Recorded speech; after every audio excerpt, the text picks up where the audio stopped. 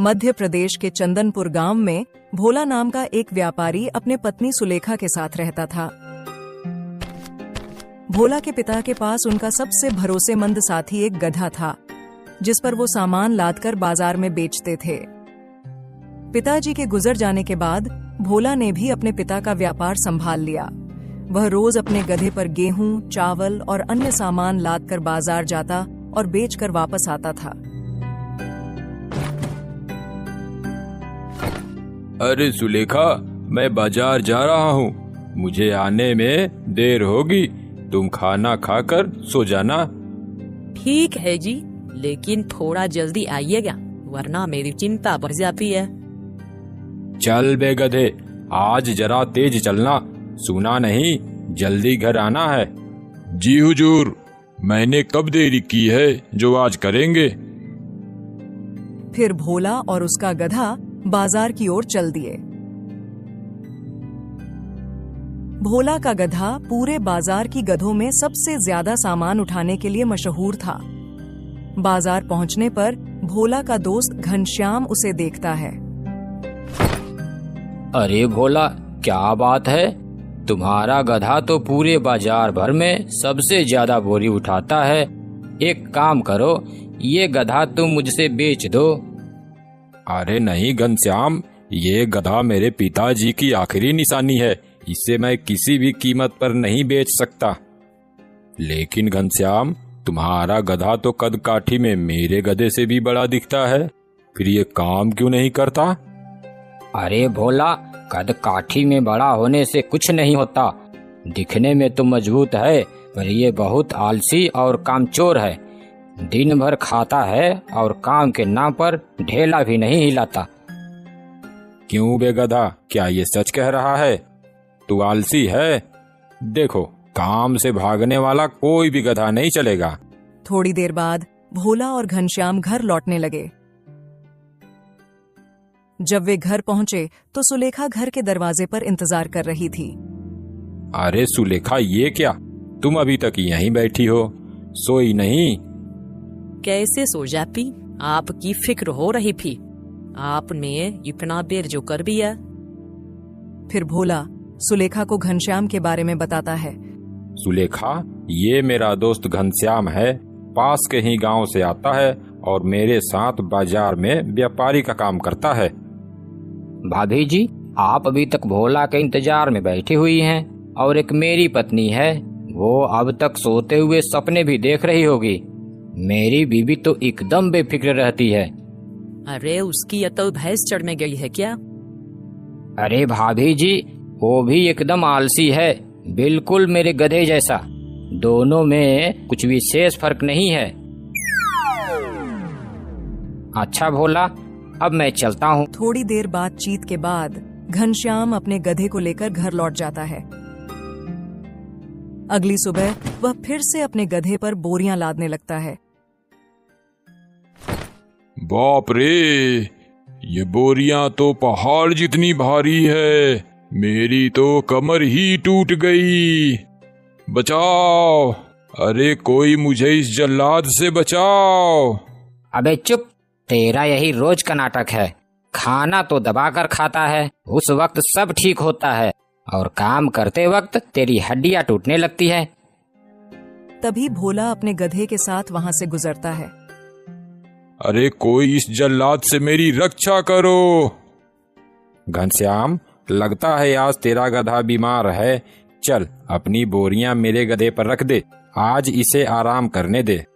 मुझे मूर्ख समझा है बच्चू, शरीर से गधा हूँ, दिमाग से नहीं। भोला ने घनश्याम की बोरियां अपने गधे पर लाद लीं और दोनों बाजार की ओर चल दिए।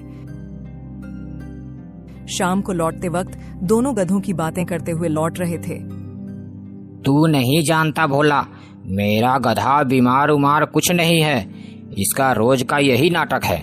वह बहुत ही आलसी है, इसी वजह से हमें सामान सस्ते दामों पर नजदीक के बाजारों में ही बेचना पड़ता है। ओहो, तो ऐसी बात है, फिर देखो कल इस कामचोर गधे को हम कैसे सबक सिखाते हैं। फिर दोनों अपने अपने घर जाते हैं। अगले दिन घनश्याम ने फिर से अपने गधे पर बोरियां लादनी शुरू की और गधा फिर से चिल्लाने लगा। अरे मर गया रे, कोई बचाओ मुझे, मेरी हड्डियां टूट गई। तभी भोला फिर वहां से गुजर रहा होता है और वह हंसते हुए कहता है, अरे रहने दे घनश्याम, आज भी इसे बाजार नहीं ले जाएंगे। इसे आज भी यहीं आराम करने दे और इसकी पीठ पर लदी बोरियों को भी नहीं उतारना। आज इसे ऐसे ही छोड़ दे। सुन रहा है ना, आज तुझे इन्हीं बोरियों के साथ आराम मिलेगा। अरे नहीं नहीं, ऐसा मत करो, मैं मर जाऊंगा। अब से जैसा कहोगे मैं वैसा ही करूंगा। घनश्याम ने भोला की बात मानी और गधे को बोरियों समेत वहीं खड़ा छोड़ दिया। गधे ने थोड़ी देर इधर उधर देखा, लेकिन जब किसी ने बोरियां हटाने की कोशिश नहीं की तो उसे समझ में आ गया कि अब कोई उसकी मदद नहीं करेगा। धीरे धीरे वह बोरियों को लेकर चलने लगा।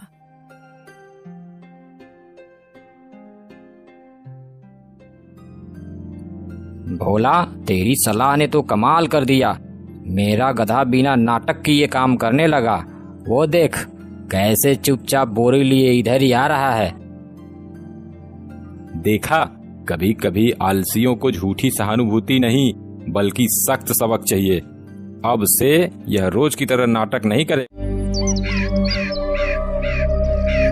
सूरजपुर नाम के एक राज्य में किशोर नाम का एक गरीब मजदूर अपनी पत्नी शारदा के साथ रहता था। किशोर बहुत ही चतुर, चालाक और बुद्धिमान था, लेकिन वो एक भला आदमी था। अपनी गरीबी की अवस्था में भी वो सुख और संतोष से रहता था। सुनिए जी, आज मेरा बेसन के लड्डू खाने का बड़ा ही दिल कर रहा है, लेकिन घर में तो कुछ भी नहीं है, ना बेसन, ना घी, ना गुड़। आप ये सब चीजें किसी तरह से ले आओ तो हम दोनों बेसन के लड्डू खा सकते हैं। चिंता मत करो भाग्यवान, मैं अभी बाजार जाकर ये सभी चीजें लेकर आता हूँ। ऐसा कहकर किशोर वहाँ से चला जाता है और थोड़ी देर चलने के बाद वो मन में सोचने लगा, हे भगवान, मैंने अपनी पत्नी से कह तो दिया कि मैं ये सभी चीजें लेकर आता हूँ, लेकिन कैसे लेकर जाऊँ और कहाँ से लेकर जाऊँ? मेरे जेब में तो 1 रुपया भी नहीं है।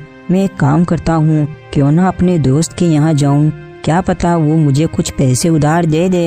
ये सब सोचता सोचता किशोर अपने दोस्त के पास चला जाता है।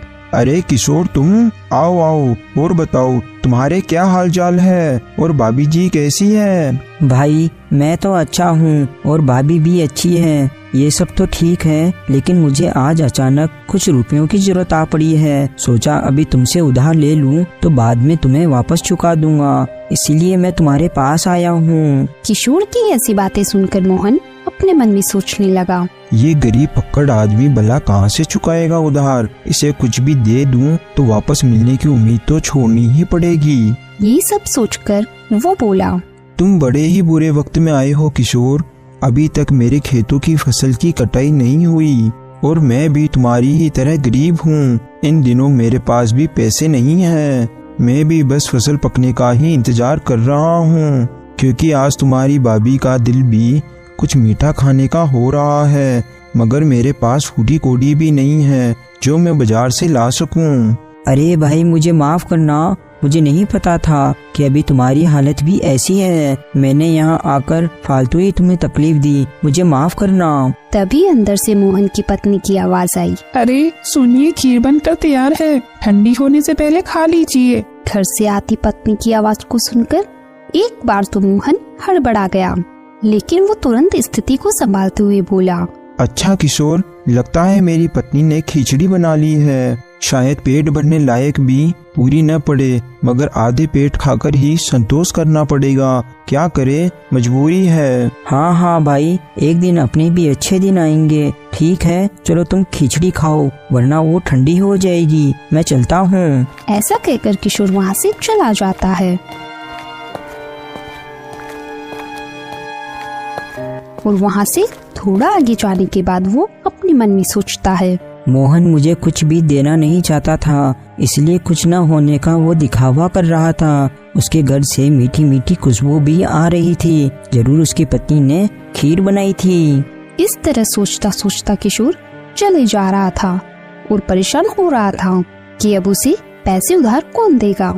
उसे अपनी पत्नी की इच्छा की बड़ी फिक्र थी। फिर चलते चलते उसकी नजर एक हवेली पर पड़ती है, जिस पर बहुत ही अच्छी सजावट हो रखी थी। पास से गुजर रहे आदमी को रोककर किशोर ने उससे पूछा, क्यों भाई, ये किसका घर है और आज यहाँ इतनी सजावट क्यों हो रखी है? अरे तुम्हें नहीं पता, ये इस नगर के ठाकुर साहब की हवेली है। उनके यहाँ उनके लड़के की सगाई हुई है, इसीलिए वो भंडारा कर रहे हैं और घर में सुख शांति के लिए पूजा का आयोजन रखा है। पिछले 3 दिन से पूजा पाठ हो रही है। कल पूजा पाठ खत्म हो जाएगी और कल पूरे गांव की दावत है। चलो ठीक है भाई, मुझे खेतों में जाना है, मैं चलता हूँ। यहाँ भंडारा तो कल है, लेकिन मेरी पत्नी की इच्छा तो आज बेसन के लड्डू खाने की है। क्या करूँ, कुछ तो सोचना ही पड़ेगा। फिर किशोर अपने मन में कोई तरकीब सोचने लगा। कुछ ही देर में उसके मन में एक उपाय आया और वो बहुत खुश हो गया और वो वहाँ से चल पड़ा और सीधे बाजार में चला गया और एक बेसन के व्यापारी के पास जा पहुंचा। राम राम सेठ जी, आपके गोदाम में बेसन की कुल कितनी बोरियां होगी? राम राम भाई, तुम कहाँ से आए हो? मैं ठाकुर साहब के यहाँ से आया हूँ। ठाकुर साहब के लड़के की सगाई हुई है, इसीलिए कल वो गांव में भंडारे का आयोजन करना चाहते हैं। अच्छा, ठाकुर साहब के लड़के की सगाई हुई है। हमारी तरफ से ठाकुर साहब को बधाई बोलना। और हाँ, कितनी बोरी बेसन चाहिए ठाकुर साहब को? ये तो मुझे नहीं पता, मुझे तो बस केवल इतना कहा है कि किशन सेठ के यहाँ पर पता कर लेना कि उनके गोदाम में बेसन की कितनी बोरियां हैं और थोड़ा सा बेसन उनसे नमूने के तौर पर लेते आना। देखो भाई, अपन तो एक तरफ से बोरियां लेते हैं और दूसरी तरफ दुकानदार को बोरियां बेच देते हैं, लेकिन अभी अपने गोदाम में कम से कम 50 या 60 बोरियां तो पड़ी ही होगी और मुझे जहाँ तक पता है इतने में ठाकुर साहब का काम हो जाएगा। और जहाँ तक नमूने के तौर पर बेसन देने की बात है तो वो मैं तुम्हें अभी दिलवा देता हूँ। अरे ओ राजू, जल्दी इस आदमी को पाव भर बेसन दे दो, ये नमूने के तौर पर ले जाकर अपने ठाकुर साहब को दिखा देगा। फिर किशोर ने वहाँ से पाव भर बेसन लिया और वहाँ से चला गया और फिर वो चलता चलता एक घी के व्यापारी के पास गया। राम राम सेठ जी। जी राम राम भाई। घी के 60 पीपे होंगे सेठ जी? 60 क्यों, पूरे 100 पीपे मिल जाएंगे। लेकिन तुम आए कहाँ से हो? किसने भेजा है तुम्हें? गांव के ठाकुर साहब ने। कल वो गांव में भंडारे का आयोजन करने जा रहे हैं, इसलिए वो घी के लिए पूछ रहे थे और उन्होंने कहा है कि खुले घी में से थोड़ा सा घी नमूने के तौर पर लेते आना। अरे तो कल जो मेरे यहाँ से घी गया था वो घी क्या मिलावटी था? जाकर कह दे अपने ठाकुर साहब से, लेना है तो ले, नहीं लेना है तो ना ले, नमूना वमूना मैं नहीं देता। सेठ की ऐसी बात सुनकर किशोर हैरान रह गया और चुपचाप वहाँ से खिसक गया। उस नगर में घी के और भी व्यापारी थे। किशोर फिर दूसरे व्यापारी के पास पहुँचा और उसे सारी बात बता दी। अरे भाई, ठाकुर साहब ने हमें याद किया, ये तो बहुत ही अच्छी बात है। तुम चिंता मत करो, नमूने के तौर पर मैं तुम्हें अभी घी दे देता हूँ। फिर व्यापारी ने नमूने के तौर पर किशोर को एक केतली में घी दे दिया। किशोर बड़ा ही खुश होकर घी लेकर वहाँ से चलता बना और चलते चलते वो एक गुड़ के व्यापारी के पास गया और उसे भी यही बोला कि उसे गांव के ठाकुर ने भेजा है और नमूने के तौर पर थोड़ा सा गुड़ चाहिए। तो व्यापारी ने उसे गुड़ देते हुए कहा, ये लो भाई, तुम ये गुड़ की डेली, और ये गुड़ बड़ा ही अच्छा गुड़ है, और जल्दी ले जाओ ठाकुर साहब के पास और जल्दी वापस आना और बताना कि कितनी बोरियां भिजवानी है। किशोर गुड़ लेकर वहाँ से चलता बना। अब लड्डू बनाने का सारा सामान उसके पास इकट्ठा हो चुका था।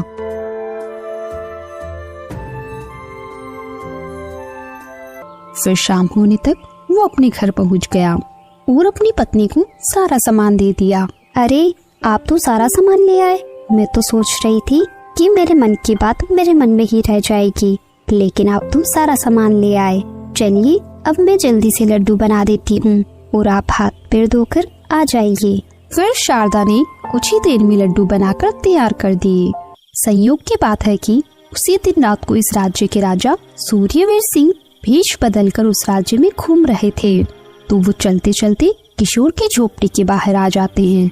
तभी उन्हें आवाज आती है, सुनो भाग्यवान, तुमने लड्डू तो तैयार कर दिए हैं, लेकिन हम इन लड्डू को अभी नहीं खाएंगे। क्यों जी, आप ऐसा क्यों बोल रहे हो? लड्डू अभी नहीं खाएंगे तो फिर कब खाएंगे? अरे मेरा दोस्त वो मोहन है ना, तुम्हारी इच्छा पूरी करने के लिए मैं उससे कुछ पैसे उधार लेने के लिए गया था। तो वो बोल रहा था कि उसकी पत्नी की इच्छा भी कुछ मीठा खाने की है। अगर वो इस वक्त यहाँ पर आ गया तो हमें ना चाहते हुए भी हमारे लड्डू में से कुछ हिस्सा उसे और उसकी पत्नी को देना पड़ेगा।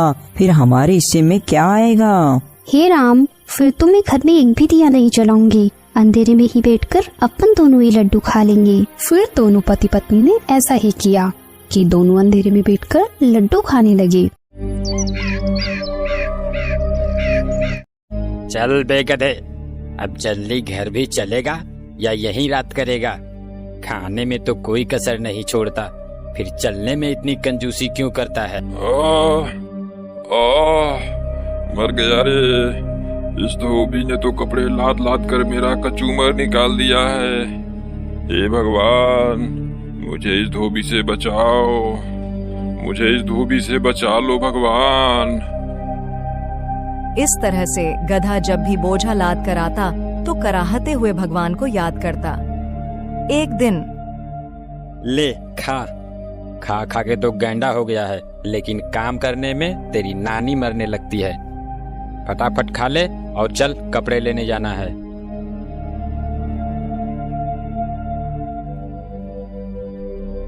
अब चलेगा भी या तेरे लिए डोली मंगाऊं? चल। हे भगवान, मुझे इस धोबी से बचाओ। यह गधा रोज मुझे सच्चे मन से याद करता है। इसकी भक्ति ने मुझे प्रसन्न कर दिया। अब मुझे इसको दर्शन देना चाहिए। ऐसा सोच भगवान उस गधे के सामने प्रकट हुए। मैं तुमसे बहुत प्रसन्न हूं गधा, कहो क्या बात है? तुम इस तरह से मुझे रोज रोज क्यों ध्यान करते हो? तुम्हारे मन में जो भी कामना है मुझे बताओ, मैं उसे पूरा करने के लिए आया हूँ। हाँ, ये कौन आ गया भगवान बनकर? भगवान तो ये हो नहीं सकते, ये जरूर उस धोबी की ही चाल है। ये वही है जो मुझे भगवान बनकर ठगना चाहता है। अरे क्या सोच रहे हो गधे, मांगो क्या मांगते हो? मैं सोच रहा हूँ प्रभु कि मैं आप जैसा नहीं हूँ, गधा हूँ पर मूर्ख नहीं हूँ। मुझे समझ में आती है भगवान में और धोबी में फर्क। मैं उतना बेवकूफ नहीं हूँ। अब मैं तुम्हें कैसे विश्वास दिलाऊं गधे? तब एक बात बताइए भगवान, सब तो मुझे गधा समझते ही हैं, क्या आप भी मुझे गधा ही समझते हैं? अरे नहीं नहीं, तुम तो गधेराज हो। गधे ने जैसे ही यह सुना वह खुश हो गया। फिर गधे ने कहा, भगवान, मुझे अब इस धरती पर रहने की लालसा नहीं है, मुझे भी अपने साथ स्वर्ग ले चलें प्रभु। मैं तुम्हारे भक्ति से बहुत प्रसन्न हूं गधेराज, ऐसा ही होगा। गधा भी भगवान के साथ स्वर्ग चला गया। भगवान, आपने तो मुझे सच के स्वर्ग में ला दिए। अब तो मैं यहाँ खूब मजे से रहूंगा। हाँ गधेराज, अब से तुम यहाँ खूब आराम से रहो। अब गधा वहाँ खूब मौज से रहने लगा। बागों में हरी हरी घास खाता और दिन भर घूमता रहता। कुछ दिन बीतते हैं। अब गधे को वहाँ बहुत अकेला सा लगने लगा था। एक दिन भगवान उसका हाल चाल जानने आए। क्यों गधेराज, दिन तो मौज से बीत रहे हैं ना? वह बहुत उदास और मायूस होकर भगवान से कहता है, भगवान, मैं यहाँ बिल्कुल अकेला हूँ। मुझे मेरे साथियों की बहुत याद आ रही है। अगर उन्हें भी आप यहाँ बुला लें तो बहुत अच्छा रहेगा भगवान। जैसी तुम्हारी इच्छा गधेराज, तुम्हारे साथियों को भी बुला लाता हूं। ऐसा बोल भगवान अंतर्ध्यान हो गए और पृथ्वी से कुछ और गधों को लेकर वहां गए।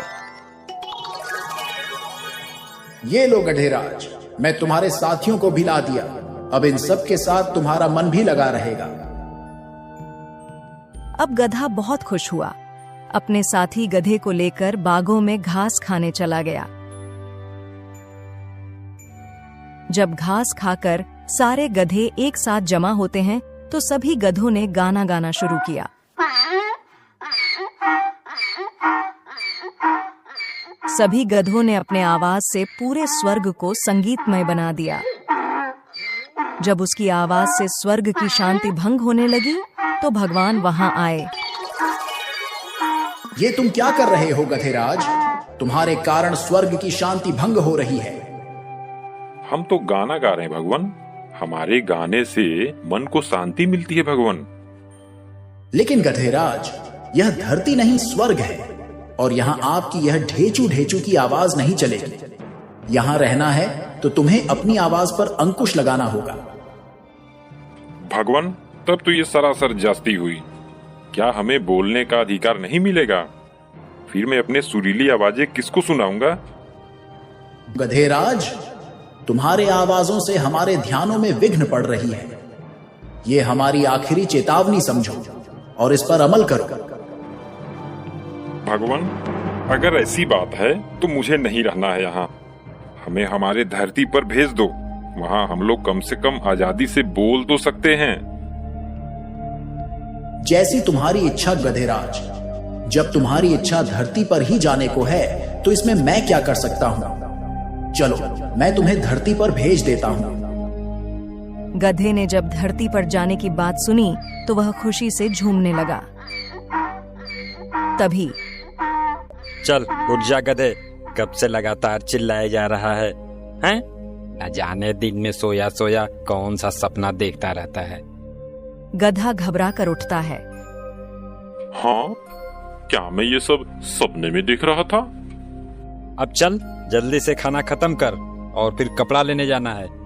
और हाँ, दोबारा सो मत जाना।